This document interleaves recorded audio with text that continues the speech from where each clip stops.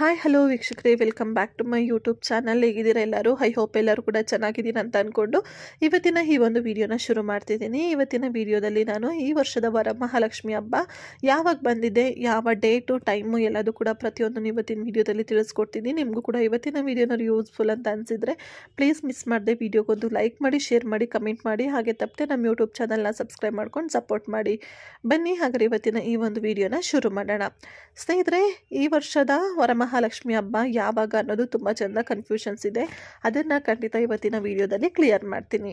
ಶ್ರಾವಣ ಮಾಸದ ನಾಗರ ಪಂಚಮಿ ಹಬ್ಬವಾದ ನಂತರ ಪೂರ್ಣಿಮೆಗಿಂತ ಮುಂಚೆ ಬರುವ ಶುಕ್ರವಾರದಂದು ವರಮಹಾಲಕ್ಷ್ಮಿ ಹಬ್ಬವನ್ನು ಆಚರಿಸಲಾಗುತ್ತದೆ.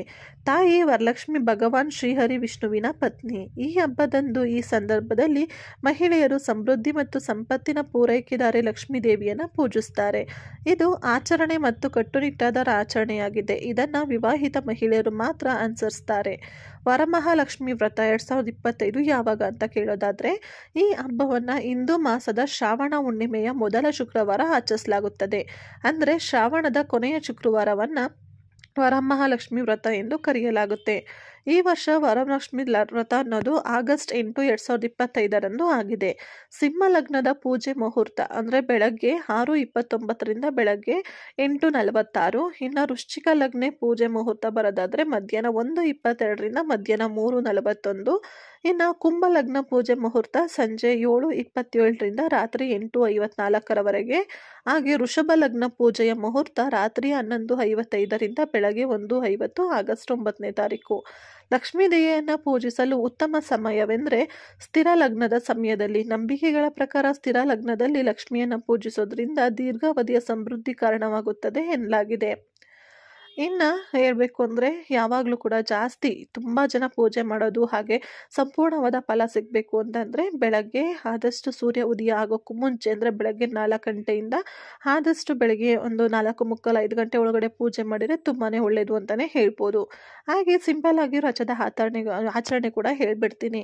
ವರಲಕ್ಷ್ಮಿ ರಥದ ಸಮಯದಲ್ಲಿ, ದೀಪಾವಳಿಯ ಸಮಯದಲ್ಲಿ ಲಕ್ಷ್ಮೀ ದೇವಿಯನ್ನು ಪೂಜಿಸುವ ರೀತಿಯಲ್ಲಿಯೇ ಪೂಜಿಸಲಾಗುತ್ತೆ.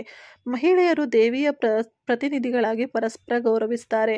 ಹಬ್ಬದ ದಿನದಂದು ಮುಂಜಾನೆ ಎದ್ದು ಮನೆಯನ್ನು ಶುಚಿಗೊಳಿಸಿ ರಂಗೋಲಿ ಹಾಗೆ ತೋರಣಗಳನ್ನು ಅಲಂಕರಿಸಿ ಸ್ನಾನ ಮಾಡಿ ಶುಭ್ರವಾದ ಬಟ್ಟೆಯನ್ನು ತೊಟ್ಟು ನೈವೇದ್ಯನ ತಯಾರಿಸಲಾಗುತ್ತೆ.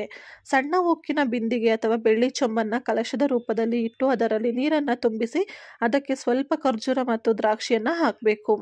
ಬಳಿಕ ತಟ್ಟೆಯಲ್ಲಿ ಅಕ್ಕಿಯನ್ನು ಅಡಿಸಿ ಅದರಲ್ಲಿ ಕಲಶವನ್ನು ಇಟ್ಟು ಮಾವಿನ ಎಲೆ ಹಾಗೂ ವಿಳ್ಯದೆಲೆಯನ್ನು ಕಲಶದ ಸುತ್ತ ಜೋಡಿಸಬೇಕು.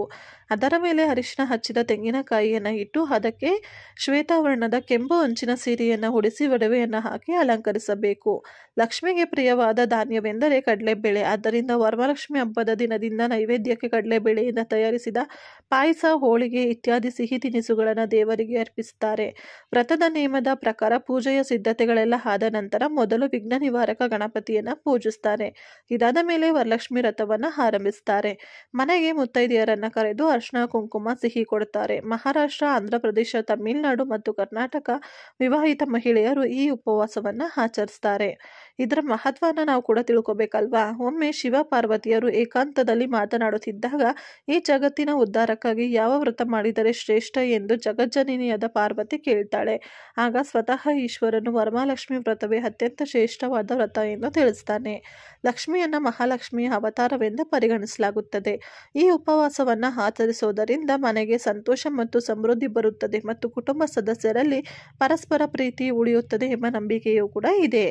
ಸೊ ಈ ಒಂದು ವಿಡಿಯೋ ನಿಮಗೆ ಕೂಡ ತುಂಬಾ ಯೂಸ್ಫುಲ್ ಆಗಿದೆ. ಹಾಗೆ ಡೇಟ್ ಬಗ್ಗೆ ಇರುವಂತಹ ಕನ್ಫ್ಯೂಷನ್ಸ್ ಕೂಡ ಕ್ಲಿಯರ್ ಆಗಿದೆ ಅಂತ ಅಂದ್ಕೊಳ್ತೀನಿ ಸ್ನೇಹಿತರೆ. ನಿಮಗೂ ಕೂಡ ವಿಡಿಯೋ ಇಷ್ಟ ಆಗಿದ್ರೆ ಪ್ಲೀಸ್ ಮಿಸ್ ಮಾಡದೆ ಲೈಕ್ ಮಾಡಿ, ಶೇರ್ ಮಾಡಿ, ಕಮೆಂಟ್ ಮಾಡಿ. Thank you so much for watching. Take care. Love you all.